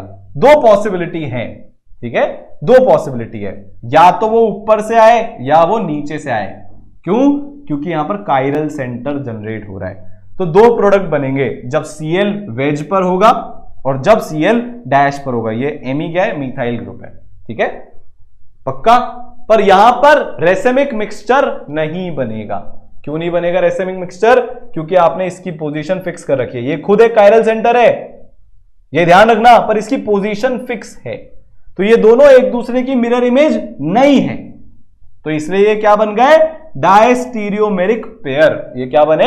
डायस्टीरियोमर्स बने। देखो, अगर मिरर इमेज है तो इनेंटियोमर्स बन जाते हैं, मिरर इमेज नहीं है तो डायस्टीरियोमर्स बन जाते हैं। ये यहां पर एक दूसरे की मिरर इमेज नहीं है, तो ये क्या हो गए? डायस्टीरियोमर्स। क्लियर है? आगे चलें। तो हमने अभी तक क्या क्या सीखा? कार्बोकेटाइन को सबसे स्टेबल कराना है, बहुत बढ़िया साहब। दूसरा, कार्बोकेटाइन रीअरेंजमेंट का ध्यान रखना है, बहुत बढ़िया साहब। और तीसरा, फाइनल प्रोडक्ट बनने पर नंबर ऑफ प्रोडक्ट्स देखने, कहीं वहां पर ऑप्टिकल आइसोमेरिज्म तो नहीं हो रहा। जैसे नंबर ऑफ प्रोडक्ट्स हमें तो लग रहा है 1 है, पर एक्चुअली में 4 हो, वहां पर फिर हमारी बैंड बज सकती है। यार देखो, अब ये ना एकदम एक्चुअल एग्जाम लेवल का आपको एकदम कंटेंट मिल रहा है। ऐसा नहीं है यार कि मैं सिर्फ एनसीईआरटी लेवल पे इजी इजी इजी इजी पढ़ाकर निकल लूं, समझ में हमको बहुत अच्छे तरीके से आ जाएगा, हम खुश हो जाएंगे, पर एग्जाम में हमारे नंबर नहीं आएंगे। यार ये एक्चुअल कंटेंट है, ठीक है, इससे ऊपर नहीं पूछा जाएगा, ये पक्का है ना। तो समझ समझ के चलेंगे, बहुत इजी तरीके से कवर हो जाएगा। तो रेट किस किस के प्रोपोर्शनल होती है? कार्बोकेटाइन स्टेबिलिटी के सबसे ज्यादा प्रोपोर्शनल होती है, पर एल्कीन की न्यूक्लियोफिलिसिटी के भी प्रोपोर्शनल होती है। वैसे ये दोनों रिलेटेड ही पॉइंट है, तो मैं क्या बोलना चाह रहा हूं उसको पर एग्जांपल से समझते हैं। मेरे पास मान लो ये 2 एल्कीन है, एक ये। आपको ही पता है इसका कार्बोकेटाइन ज्यादा स्टेबल बनेगा, क्योंकि यहां पर 2 डिग्री बनेगा, यहां पर 3 डिग्री बनेगा। तो एक तरीके से हम सारे एग्जाम्पल सॉल्व कर सकते हैं। पर अगर आपसे ऐसा पूछ लिया जाए कि which of the following alkenes is more reactive, तो एल्कीन की रिएक्टिविटी कैसे देखेंगे? 2 हमारे पास यहां पर एग्जाम्पल हैं। तो देखो, यहां पर सिर्फ एक प्लस आई वाला ग्रुप है, एक मिथाइल है, यहां पर 2 मिथाइल हैं, तो 2 प्लस आई लग रहे हैं, तो इलेक्ट्रॉन की डेंसिटी यहां पर ज्यादा होगी। ज्यादा होगी तो ये ज्यादा तेज रेट से रिएक्शन करना चाहेगा, क्योंकि इस पे बहुत सारे इलेक्ट्रॉन्स आकर जम गए, रिपल्शन हो रहा होगा और रिपल्शन को मिनिमाइज करना चाहता है। ठीक है, तो सब्स्टिट्यूटेड एल्कीन्स जिन पे ये ग्रुप्स ज्यादा होंगे वो ज्यादा रिएक्टिव होती है। ठीक है, उसको आप ऐसे भी समझ सकते हो कि हाँ बाद में कार्बोकेटायन बनेगा, वो ज्यादा स्टेबल बनेगा क्योंकि 3 डिग्री बनेगा, जैसे आपको समझना है, पर अगर ऐसा क्वेश्चन आ जाए तो आप उसका आंसर कर सकते हो। ठीक है, आगे चले। ठीक है, अब एक तो हमने देखा क्लासिकल कार्बोकेटायन, मतलब जिसमें एक्चुअली में कार्बन पे पॉजिटिव चार्ज आ रहा था। कुछ कुछ केसेस ऐसे भी होते हैं जहां पर कार्बन पे पॉजिटिव चार्ज ना आकर किसी और पे पॉजिटिव चार्ज आता है, तो अब अपना ये पढ़ लेते हैं। तो देखो यहां पर है ना, क्या होता है, हम X2 लेते हैं, जैसे हमने Cl2 ले लिया, हमने Br2 ले लिया। ठीक है, हम उसका एडिशन करवा रहे होते हैं, तो जब हम एक एल्कीन पर X2 Cl2 Br2 का एडिशन करवाते हैं तो कुछ इस टाइप का मॉलिक्यूल फाइनली बन जाता है। These are di halogen compound, यहां पर आप एक की जगह 2 हेलोजन जोड़ रहे हो। ठीक है, अब सबसे इंपॉर्टेंट चीज है इसका मैकेनिज्म। अब बताए, क्योंकि आपको पहला वाला बहुत अच्छे से समझ में आ गया, आपके दिमाग में एक तुरंत चीज क्लिक होने वाली है, तो इसका मैकेनिज्म अपन पहले देखते हैं। पहले पूरे मैं मैकेनिज्म लिख देता हूं, फिर इसके एक एक स्टेप को हम समझते हैं। देखो सर ये तो ठीक है, इसके पास तो इलेक्ट्रॉन डेंसिटी है, ये हमने मान लिया, पर यहां पे एक बात बताओ, डेल्टा माइनस डेल्टा प्लस आपने कैसे लिख दिया, समझते हैं। एक मेरे पास ये है, एक मेरे पास ये है, x और x में तो इलेक्ट्रोनेगेटिविटी डिफरेंस है ही नहीं, डेल्टा माइनस डेल्टा प्लस आएगा ही नहीं। यहां पर तो था, यहां पर तो clear clear delta plus delta minus दिख रहा है ना, सही बात है कि नहीं। तो फिर ये रिएक्शन कैसे हो गया, तुम केमिकल बॉन्डिंग भूल गए हो। क्या होता है, मोमेंटरीली कभी कभी एक पर्टिकुलर इंस्टेंट पर इलेक्ट्रॉन क्लाउड एक तरफ शिफ्ट हो जाता है, उस पर्टिकुलर इंस्टेंट पे इस पे स्लाइट डेल माइनस और इस पे स्लाइट डेल प्लस आ जाता है, और उस इंस्टेंट पर ये अटैक कर देता है। इसके विसिनिटी में होने से, इसके आसपास होने से ये प्रक्रिया और जोर शोर से चालू हो जाती है। तो उस पर्टिकुलर इंस्टेंट पे इसके इलेक्ट्रॉन क्लाउड इधर की तरफ शिफ्ट होते हैं, ये इस पे अटैक करके इसको बाहर यहां से भगा देता है। तो हमारे पास क्या क्या बन गया, अब जरा गौर से सुनना। CH2 ठीक है, ये इधर टूटा तो इस पे माइनस आया, ये इधर टूटा तो इस पे प्लस आया। इसने इसको ब्रेक करा दे तो एक x पे माइनस, एक x पे प्लस। तो ये वाला जो है, वैसे एक्चुअली में ये प्लस नहीं आता, ये साइमल्टेनियसली हो जाता है। जैसे जैसे इस पे माइनस शुरू होता है, इधर से बॉन्ड ब्रेक होना भी शुरू हो जाता है। तो अभी हमारे पास सिचुएशन ये है कि ये वाला प्लस, C का माइनस और जो x पे प्लस था वह आपस में मिलके एक बॉन्ड बना लेंगे। ठीक है, ये चिल्ला रहा है, ये चिल्ला रहा है कि नहीं चिल्ला रहा है? अरे जब भी पॉजिटिव चार्ज कार्बन पे आएगा, नेगेटिव चार्ज आएगा, वो चिल्लाता रहता है। क्या चिल्लाता है? बचाओ बचाओ बचाओ बचाओ बचाओ चिल्ला रहे। अब इसको बचाने के लिए 2 दावेदार हैं। कौन कौन से? एक ये बाहर वाली और ये अंदर वाली। ये कौन है? बाहर वाली। ये मॉलिक्यूल के बाहर है, इस मॉलिक्यूल में जुड़ी हुई थोड़ी ना है, कुछ और मत समझना यार तुम अंदर वाली बाहर वाली से। ये कौन है? ये अंदर वाली। ये चिल्ला रहा है बचाओ बचाओ बचाओ बचाओ बचाओ बचाओ बचाओ। किससे मदद करवाना चाहोगे? अंदर वाली बचा ले, वही सही है यार, घर थोड़ी ना तोड़ना है बेचारे का। और वैसे भी ये पास में, इसको जल्दी आवाज आएगी तो ये जाकर फटाफट से बचाएगी। कैसे बचाएगी? इसके पास लोन पेयर है, तो ये अपने लोन पेयर इसको दे सकती है। तो ये वाली हाइड्रोजन इस कार्बन को अपने लोन पेयर दे देगी। क्या बना लेगी? कुछ ऐसा इंटरमीडिएट। ये कैटायन तो है, but this is a non classical cation, carbon पे कैटायन नहीं है। तो यहां पर ये प्रोसेस इतना फास्ट होता है कि दिस इज नॉट RDS। ठीक है, यहां पर ये इंटरमीडिएट है, दिस इज नॉट इंटरमीडिएट, ये इंटरमीडिएट है। तो actual intermediate is non classical cation. ठीक है, तो यहां पर नॉन क्लासिकल कैटायन बनता है। अब देखो ये X माइनस, इस पूरे मॉलिक्यूल पे इसको एक पॉजिटिव चार्ज दिख रहा है, यहां पर रिंग में X माइनस आएगा। उसके पास 2 रास्ते हैं, या तो ऊपर से आ जाए या नीचे से आ जाए। ऊपर से ही आता है, नीचे से आ ही नहीं पाता। क्यों? क्योंकि नीचे से ऑलरेडी एक ये X प्लस बैठा है, इसके पास यहां पर 2 लोन पेयर है, इलेक्ट्रॉन डेंसिटी यहां पर है, तो इसको बहुत रिपल्शन लगेगा अगर ये नीचे से ही आएगा तो ये ऊपर से आता है। मतलब जिस साइड से पहला X जुड़ा है उसके अपोजिट, उसके एंटी साइड से दूसरा X जुड़ता है। आप बात समझे? जिस साइड से पहला X जुड़ गया, जिस साइड से पहला हेलोजन जुड़ गया, उसके अपोजिट साइड से दूसरा हेलोजन आकर अटैक करता है, इसीलिए इसको एंटी एडिशन भी बोला जाता है। क्या बोला जाता है इसको एंटी एडिशन भी बोला जाता है। अपोजिट साइड से एडिशन हुआ तो ये इधर आएगा, ये बॉन्ड इधर खुलेगा, तो इस बॉन्ड के इलेक्ट्रॉन इसके पास चले गए, तो इसका भी प्लस हट गया, 2 इलेक्ट्रॉन आ गए तो प्लस हट गया ना, और इस पे जो प्लस आया ये बॉन्ड के टूटने से वो इस X माइनस के साथ बॉन्ड बनाकर हट गया, तो हमारे पास फाइनली क्या बन जाएगा? फाइनली हमारे पास बन जाएगा एंटी एडिशन के थ्रू ये कंपाउंड। तो यहां पर सीखने की बात क्या है? 2 सीखने की बात है कि जब हम एक एल्कीन पर X2 का एडिशन कराते हैं तो पहली बात तो इंटरमीडिएट जो होता है वो नॉन क्लासिकल कैटायन होता है कुछ इस तरीके का, और दूसरी बात एडिशन जो होता है वो एंटी एडिशन होता है। ये स्टीरियोकेमिस्ट्री में बहुत इंपॉर्टेंट है। प्रोडक्ट जो बनेगा वो एनेंटियोमेरिक पेयर बनेगा, मीजो बनेगा, कितने प्रोडक्ट बनेंगे ये हमको इससे पता होना चाहिए। अब यार देखो, आप इसको हर बार मैकेनिज्म के थ्रू कर सकते हो, पर इसको याद कर लेना बेनिफिशियल है, जल्दी हमारे सवाल हो जाते हैं। ठीक है, तो X2 का addition on an alkene to give a di halogen compound एक एंटी एडिशन है जिसमें इंटरमीडिएट है नॉन क्लासिकल कैटायन। क्लियर हो गया? तो एक बहुत POC प्रैक्टिकल ऑर्गेनिक केमिस्ट्री आजकल जिससे बहुत सवाल पूछे जाने लगे हैं, उसका एक बहुत फेमस एग्जांपल है, एंड दैट इज ब्रोमीन का वाटर का अनसैचुरेशन वाला टेस्ट। देखो, ब्रोमीन वाटर जो होता है वो रेडिश ब्राउन कलर का होता है। क्या होता है? Bromine water is reddish brown in colour.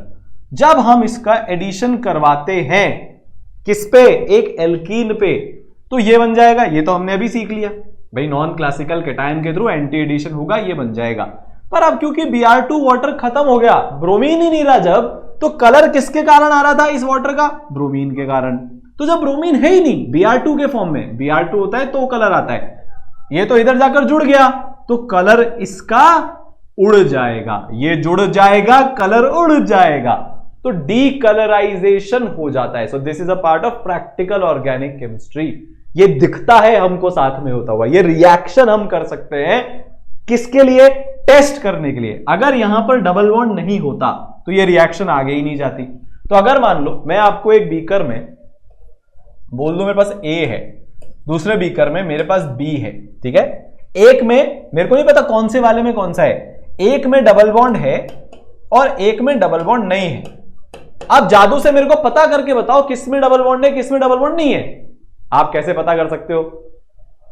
ये डाल दोगे आप, Br2 वाटर आप A में भी डालोगे और आप B में भी डालोगे, जिसमें कलर रह गया, कलर उड़ा नहीं, इसका मतलब रिएक्शन नहीं हुआ, वो क्या हो जाएगा?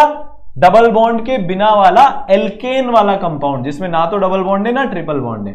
और अगर ब्राउन रंग उड़ गया तो इसका मतलब उसमें डबल बॉन्ड या ट्रिपल बॉन्ड है। तो डबल बॉन्ड और ट्रिपल बॉन्ड होता है तो हम क्या बोलते हैं? Unsaturated compound. तो जो अनसैचुरेटेड कंपाउंड होंगे डबल बॉन्ड या ट्रिपल बॉन्ड वाले, वो ब्रोमीन वाटर को डीकलराइज कर देंगे, और जो सैचुरेटेड कंपाउंड होंगे जिनमें कोई पाई बॉन्ड नहीं है, डबल बॉन्ड नहीं है, ट्रिपल बॉन्ड नहीं है, वो क्या करेंगे? डीकलराइज नहीं करेंगे। किसको? ब्रोमीन वाटर को। ठीक है, बात समझ में आई?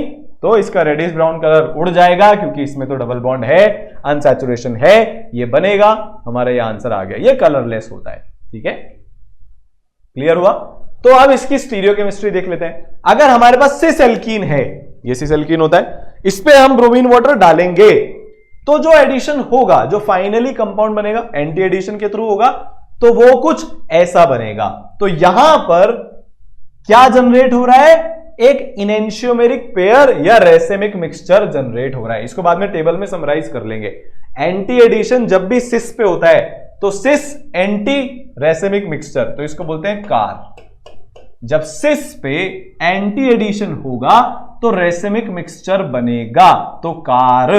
पर यह बात हो रही है सिर्फ सिमेट्रिकल एल्कीन्स पर, सिर्फ सिमेट्रिकल एल्कीन्स की बात है ये। मतलब डबल बॉन्ड के इधर और उधर सेम टाइप के कंपाउंड होने चाहिए, सेम टाइप के मॉलिक्यूल्स जुड़े होने चाहिए इधर और उधर, ठीक है। तो ये सिमेट्रिकल है, ये क्या है, ये सिमेट्रिकल है। पर अगर मान लो मेरे पास ये है तो ये सिमेट्रिकल नहीं है, इनके लिए हम बात नहीं कर रहे हैं, हम बात कर रहे हैं सिर्फ सिमेट्रिकल एल्कीन्स के लिए। तो जब सिमेट्रिकल एल्कीन पे एंटी एडिशन होता है तो रेसिमिक मिक्सचर बनता है कार। इसको आप याद कर लो, ठीक है, इसको आप याद कर लो। और वहीं पे अगर मान लो मैं ट्रांस एल्कीन ले लूं, मैं क्या ले लूं, मैं ट्रांस एल्कीन ले लूं कुछ इस तरीके से, और उस पे मैं एंटी एडिशन कराऊं तो मेरे को मिलता है मीजो कंपाउंड। क्या मिलता है, मीजो। क्यों, क्योंकि यहां पर आप देखो ये मेरा प्लेन ऑफ सिमेट्री है, तो इंटरनल कॉम्पनसेशन हो जाएगा, अंदर ही अंदर इसकी ऑप्टिकल एक्टिविटी खत्म हो जाएगी जो दो कायरल सेंटर के कारण है, और ये ओवरऑल एज अ मॉलिक्यूल कोई ऑप्टिकल एक्टिविटी नहीं देगा, ठीक है, पक्का।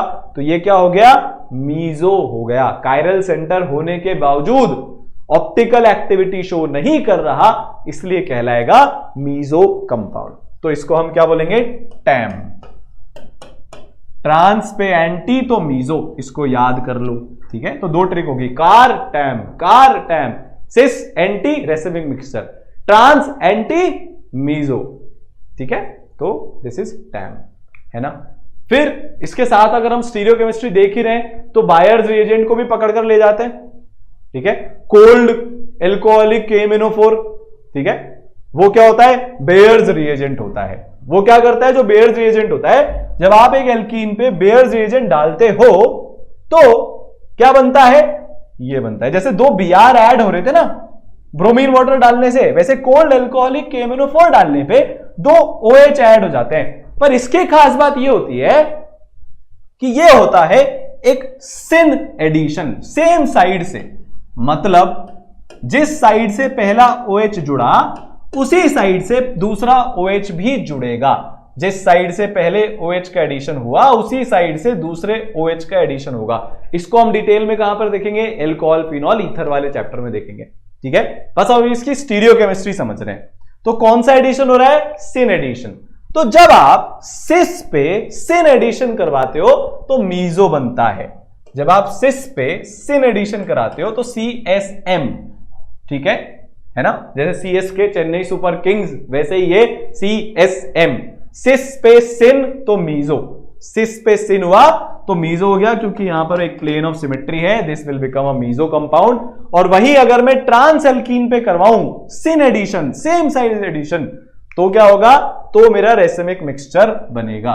तो ट्रांस पे जब हम सिन कराते हैं तो TSR, ठीक है। तो कार और टैम, सिस पे एंटी तो रेसिमिक, सिस पे मतलब ट्रांस पे एंटी तो मीजो। तो कार और टैम तो हो गया किसके लिए, एंटी एडिशन के लिए, A फॉर एंटी, ठीक है।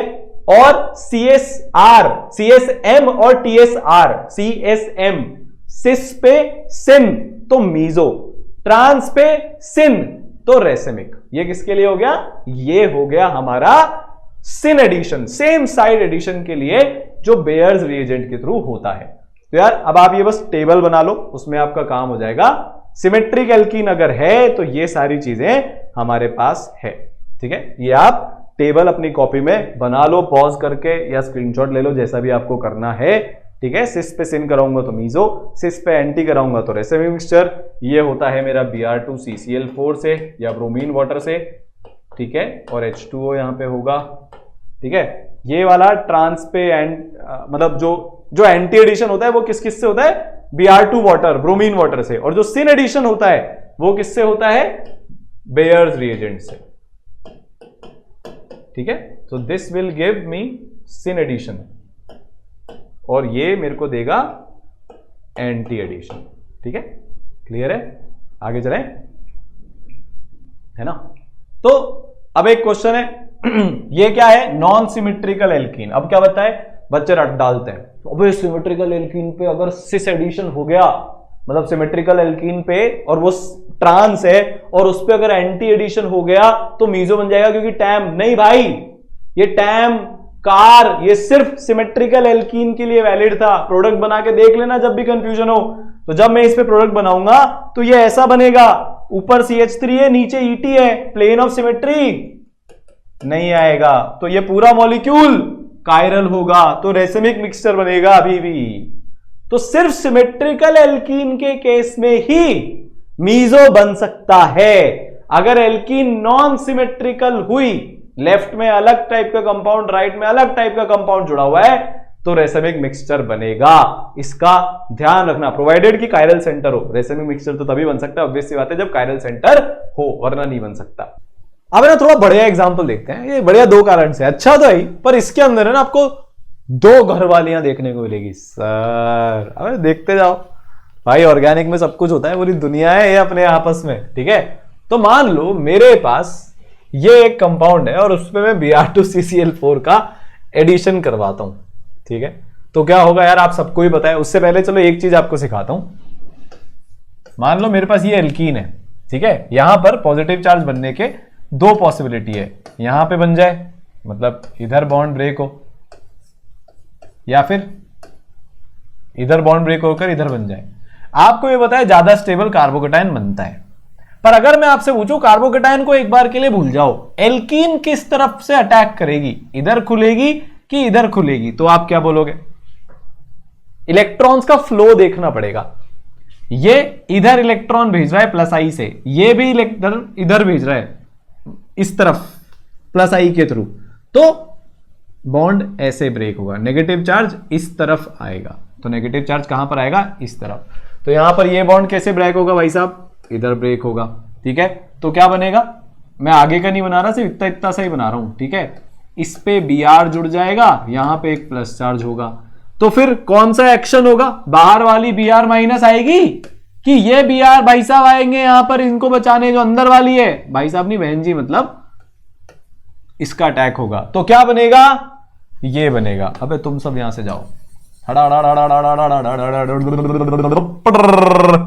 ठीक है।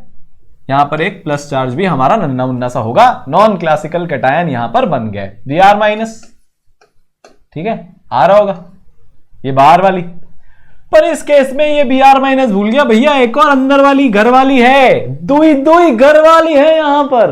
अब क्या किया जाए जरा बताओ?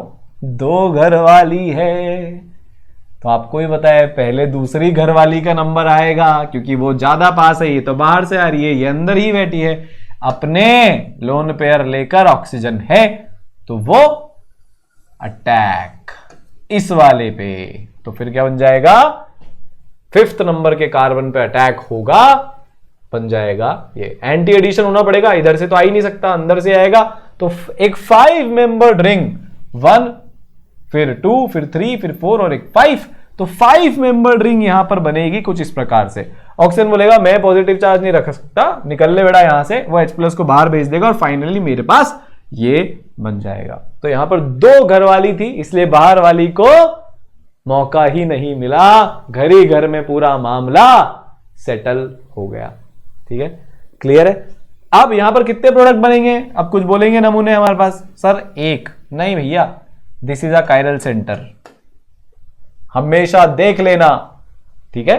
तो यहां पर कायरल सेंटर है तो दो प्रोडक्ट बनेंगे, प्लस भी बनेगा माइनस भी बनेगा, it will be a racemic mixture. ये ग्रुप अलग, ये ग्रुप अलग, ये ग्रुप अलग, ये ग्रुप अलग, चारों अलग, तो कायरल सेंटर है। इसके अलावा मीजो वीजो बनने की और कोई पॉसिबिलिटी ही नहीं है, क्योंकि एक ही कायरल सेंटर है, तो यहां पर रेसिमिक मिक्सचर ही बनने वाला है। तो यार ये बहुत अच्छे एग्जांपल्स है, एक एक एग्जांपल हमको मल्टीपल कॉन्सेप्ट सिखा रहा है, इसीलिए तो कॉन्सेप्ट सीरीज नाम है यार इसका, ठीक है ना। फिर एक फ्री रेडिकल हेलोजिनेशन, ये बढ़िया सिंपल सा एक एग्जांपल होता है, बट बहुत पावरफुल और बहुत भयंकर ये इसका रिएक्शन होता है। फ्लोरीन वगैरह के साथ तो हम करा ही नहीं सकते लेबोरेटरी में, ब्लास्ट हो जाता है, पर खच्चे उड़ जाते हैं पूरे रिएक्शन इक्विपमेंट के। बहुत सोच समझकर ध्यान से इसमें रिएक्शन करवाना पड़ता है यार। अब ये भी आप ही करोगे, मैं कुछ नहीं करूंगा, मैं तो सिर्फ सिचुएशन जनरेट करूंगा, आप आंसर करोगे। हमारे पास दो कंपाउंड है यहां पर,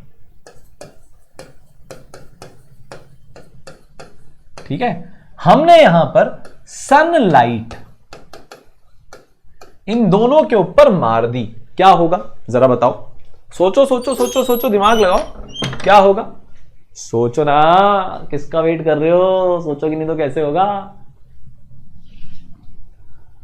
चलो ऐसे तुम नहीं सोच पाओगे। इन दोनों में से टूटेगा कौन? बोलो बोलो बोलो बोलो बोलो बोलो बोलो, टूटेगा कौन? कौन टूटेगा? कौन टूटेगा? भैया ये टूटेगा। 3 लोन पेयर इसके पास, 3 लोन पेयर इसके पास, एक घर में 2 भाई झगड़ने वाले रख रखे हैं, झगड़ा तो होगा, ये लड़ रहे हैं आपस में, रिपल्शन रिपल्शन रिपल्शन रिपल्शन। ये तो सही है, यहां पर बढ़िया इक्वल शेयरिंग है, कोई लोन पेयर नहीं है, कोई झमेला नहीं है, बढ़िया स्टेबल है, तो ये तो पिक्चर से आउट है। ये झगड़ेंगे, ऊपर से आपने सनलाइट एनर्जी और दे दी। अच्छा ये ध्यान रखना, यहां पर कोई मीडियम नहीं है, कोई सॉल्वेंट नहीं है, हवा में सारा काम हो रहा है। दिस इज इन एयर, ये याद रखना आप। ये भी गैस है, ये भी गैस है, दोनों उड़ रहे हैं, चिकड़ चिकड़ चिकड़ चिकड़ चिकड़ चिकड़ चिकड़ चिकड़ चिकड़ चिक। इस पे सनलाइट पड़ी तो क्या होगा? ये बन जाएगा फ्री रेडिकल, ये भी बन जाएगा फ्री रेडिकल। मतलब इस बॉन्ड में 2 इलेक्ट्रॉन थे, कोवेलेंट बॉन्ड है ना यार, ये तो आपको पता ही है। ये बीच में से ब्रेक हो जाएगा बॉन्ड, 1 इलेक्ट्रॉन ये लेके, 1 इलेक्ट्रॉन ये लेके। सर मैं बोलूंगा हाँ सर आप चीटर हो, एक्सेप्शन वाली केमिस्ट्री है, मैं नहीं पढ़ रहा। मैं बोलूंगा क्यों? सर अभी आपने थोड़ी देर पहले Cl प्लस Cl माइनस बनाया था कि ऐसे चार्ज इधर हो जाते हैं, एक इंस्टेंट पर आ जाता है, अब आपने फ्री रेडिकल बना दिया। अबे तो पूरा स्टेटमेंट तो मैं अब कंप्लीट करूंगा ना भैया। इस केस में एक मीडियम था, ठीक है, आपने यहां पर CCl4 एक मीडियम ले रखा था, बाजू में C डबल बॉन्ड C नाम की एक वस्तु भी थी जो इसको प्रॉम्प्ट कर रही थी कि तू चार्ज बना ले, मैं बैठा हूं तेरे चार्ज को झेलने के लिए। ये भापड़ा यहां पर चार्ज में कन्वर्ट हो गया, तो झेलने के लिए कोई नहीं बैठा, ना मीडियम है ना कोई सपोर्ट करने के लिए, ये तो चार्ज का कुछ नहीं कर पाएगा। तो इसलिए ये चार्जेस में नहीं होकर होमोलिटिक क्लीवेज की तरफ जाता है। टेक्निकल टर्म भारी वाली, दोनों बराबर बराबर इलेक्ट्रॉन लेके जाते हैं। यहां पर चार्ज सपोर्ट करने के लिए जनता है, मीडियम है, तो ये हीट्रोलिटिक क्लीवेज में जाता है जहां पर बराबरी का डिस्ट्रीब्यूशन नहीं होता। तो इसका ध्यान रखना, सिचुएशन के हिसाब से एक्ट करते हो तुम। तुम्हारे पापा मम्मी के सामने अलग बिहेव करते हो, सच्चाई तो वहीं पर होती है, पर रिश्तेदार आ जाते हैं, मेहमान आ जाते हैं, तो कैसे शाणे उन्ने नन्ने मुन्ने हो जाते हो ना, सिचुएशनल तुम भी हो ना। तो फिर केमिस्ट्री बेचारे ने क्या बिगाड़ा? ठीक है, वापस आते हैं इस पे। अब आपने क्या किया, इतने भारी इलेक्ट्रोनेगेटिव क्लोरीन पे क्या कर दिया, माय गॉड, फ्री रेडिकल। पागलों की तरह, खुले सांड की तरह इधर से उधर, इधर से उधर, इधर से उधर ये घूमता है, जाता है, और इसका जो H है उसको रेडिकल बनाकर बाहर निकाल देता है, खुद उसकी जगह जुड़ जाता है और बन जाता है ये। इंटरमीडिएट क्या है? Carbon free radical. इंटरमीडिएट क्या है? Carbon free radical. क्यों, क्या होगा, ध्यान से समझो। ये Cl डॉट इसके H को डॉट बनाकर लेकर खुद HCl बना लेगा। क्या बना लेगा? खुद HCl बना लेगा। अपना डॉट किस पे ट्रांसफर मार दिया? कार्बन पे। सही भी है, ये इलेक्ट्रोनेगेटिव ज्यादा है, ये इलेक्ट्रॉन का भाव कम झेल सकता है। कार्बन मॉडरेट इलेक्ट्रोनेगेटिव है, ये इलेक्ट्रॉन का भाव झेल सकता है। तो फ्री रेडिकल किस पे बन गया? यहां पर। सर इस पे फ्री रेडिकल क्यों नहीं बनाया? अबे फ्री रेडिकल की स्टेबिलिटी याद करो, 11th में पढ़ा होगा, नहीं भी पढ़ा तो जो कार्बन ज्यादा सब्स्टिट्यूटेड होता है उस पे फ्री रेडिकल बनता है, क्योंकि 2-2 के प्लस आई लग रहे हैं। आता है तो बहुत बढ़िया, नहीं आता तो मैंने बता दिया, जिस पे ज्यादा एल्काइल ग्रुप जुड़े हो उस पे फ्री रेडिकल बनाना। 3 degree more than 2 degree stability लिख देता हूं फ्री रेडिकल की। 3 degree more stable then 2 degree, more stable then 1 degree. Resonance हो रहा है तो ऑब्वियस सी बात है वो और ज्यादा स्टेबल हो जाएगा। तो यहां पे फ्री रेडिकल बनेगा। ये वाला Cl डॉट, इसकी भी इच्छा शक्ति जागेगी, इसकी भी इच्छाएं निकलेंगी। अरे मैं भी कंपाउंड बना लेता हूं, मेरे को भी न्यूट्रल रहना है, फ्री रेडिकल नहीं बनना। मतलब मेरे को भी इलेक्ट्रॉन पूरे करने हैं, वो भी होता तो न्यूट्रल ही है, मेरे को भी अपने इलेक्ट्रॉन पूरे करने हैं। तो यहां पर आएगा, मिल जाएगा। क्या बन गया? यहां पर आपके पास बन गया एल्काइल हैलाइड। आप फिर से Cl2 डॉट ले, मतलब फिर से Cl2 ले आओगे, ये हट के यहां पर Cl जुड़ जाएगा, फिर ले आओगे, ये रिएक्शन चल जाएगा। पर सबसे पहले अगर हम एक ही Cl जोड़ रहे हैं तो वो Cl यहां पर जुड़ेगी। तो आप इस तरीके से भी एल्काइल हैलाइड बना सकते हो। तो अगर मान लो हम CH4 पे ये रिएक्शन करवाते हैं HNuCl2, तो ये बन जाएगा CH3Cl। ठीक है, आप एक बार फिर से करा लो, HNuCl2 तो ये बन जाएगा CH2Cl2, कराते जाओ, ये CCl4 तक आगे जाता जाएगा। ठीक है, तो यार ये फर्स्ट था method of preparation of alkyl halide. आपको कैसा लगा कमेंट्स में बताना। ठीक है, इसके सवाल हमने आज उतने नहीं किए हैं, ऑर्गेनिक में ऐसे ही होता है यार, थोड़े से और कॉन्सेप्ट पढ़ लें, जोड़कर फिर बहुत सारे सवाल हम करेंगे।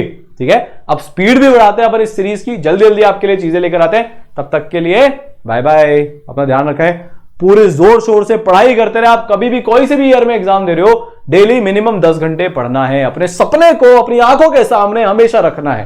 ठीक है, ऑल द बेस्ट।